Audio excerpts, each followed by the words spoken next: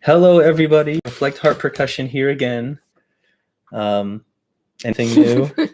We're here. Sorry our last episode was a little giggly. And also sorry that we didn't make a preview video for last episode, although who could have previewed the chaos that ensued? I already forgot what happened. You bumped into the camera. Oh, yeah. I put the microphone on mute for like the first 5 minutes. Yeah, that was our funny episode. Right. So anyway, back to not being so entertaining. Hopefully not. Hopefully it's entertaining, just not slapstick. Right. Right. So this next episode, episode 4, was supposed to be our final episode of the season, but like we said last time, we were having so much fun. We're extending the season, but we're still playing this concert, which is going to feature Ductia by Robert Xavier Rodriguez and the first movement of La Mer by Claude Debussy. So we first got put in touch with Robert Rodriguez a few months ago as a part of the Sam Houston State University Contemporary Music Festival. He was the composer in residence, and he reached out to the people who were organizing it and said, hey, I've got this piece for harp with optional other part. And it was actually written for the person who was the previous harp instructor at Sam Houston, right? Emily Mitchell, yeah, right. Who's a wonderful lady. I've gotten to visit with her a couple of times. There you go. So it's this piece Ductia, and so we're doing a version for harp and vibraphone plus a couple of other little bits. And we had a good time with it. We were really fortunate to be able to work with the composer when we played it a couple months ago before all this coronavirus stuff dropped on our heads.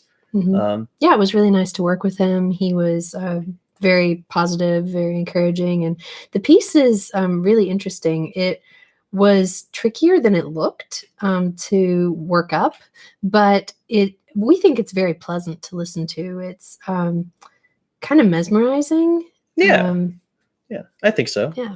So and it's a nice little opening piece for the heavier stuff, which is La Mer. First movement. Right, the first movement of La Mer. And what we did was we're going to do all 3 movements. This is of course Debussy's big orchestral masterwork that we've sort of reduced down so that we can do it just the 2 of us. Reduced in size, not quality. Well, reduced in instrument size, instrumentation. Right. Not quality.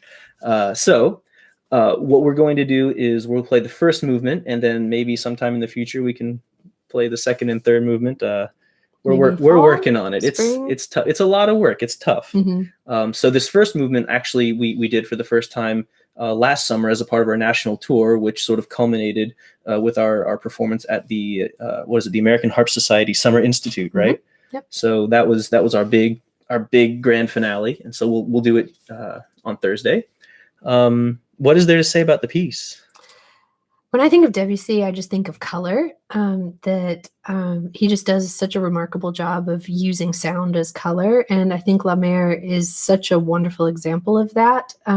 It is the sea, but I feel like you get all different aspects of the sea, and you're able to kind of put your own personal interpretation on top of it too. It's not so clear. You have to, listen and decide what you hear.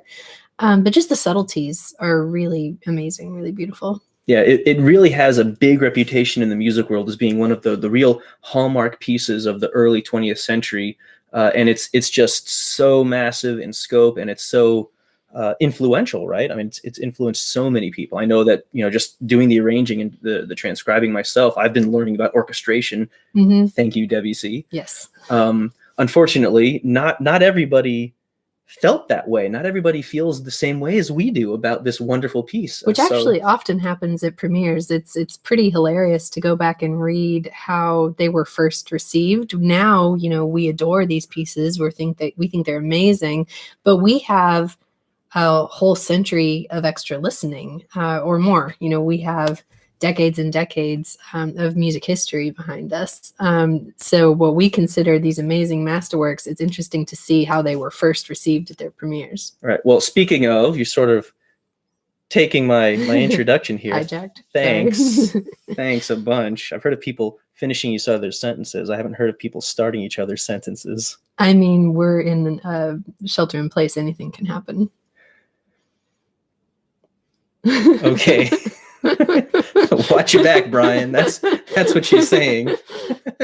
So here we have the Lexicon of Musical Invective. One of my favorite books is a collection of bad reviews throughout the history of classical music, of all the pieces and masters that we think Bach and Beethoven and Mozart, all these people are in here, and they were all just royally destroyed by these critics.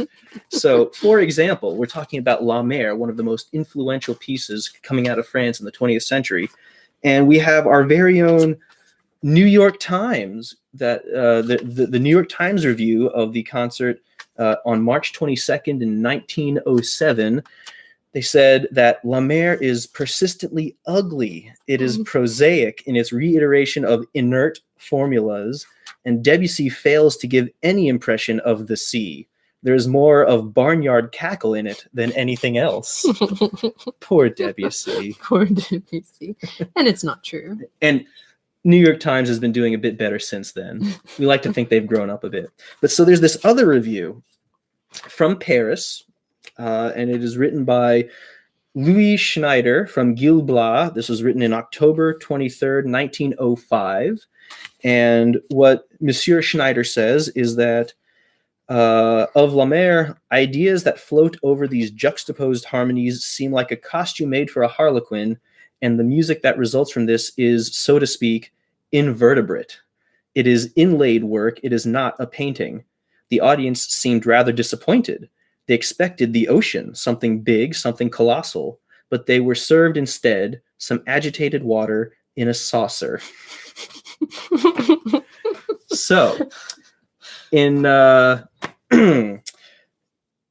commemoration of Monsieur Schneider's opinion of the piece, we are actually right now going to dedicate an unannounced performance of La Mer on this preview video. So this is going to be our performance of Debussy's La Mer as perceived by Louis Schneider, as arranged by Reflect Harp-Percussion. So we'll just need to get set.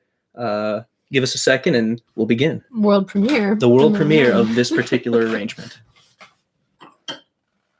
All right.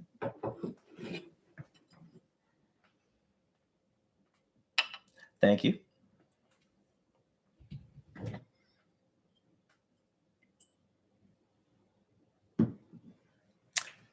Okay.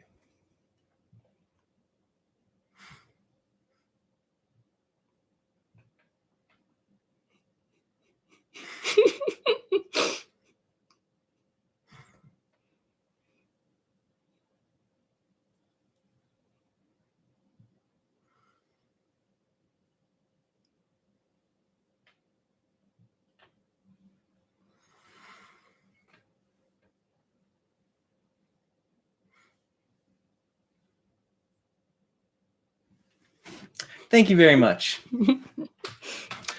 If you want to hear the actual La Mer, we will play it for you on Thursday. See you then.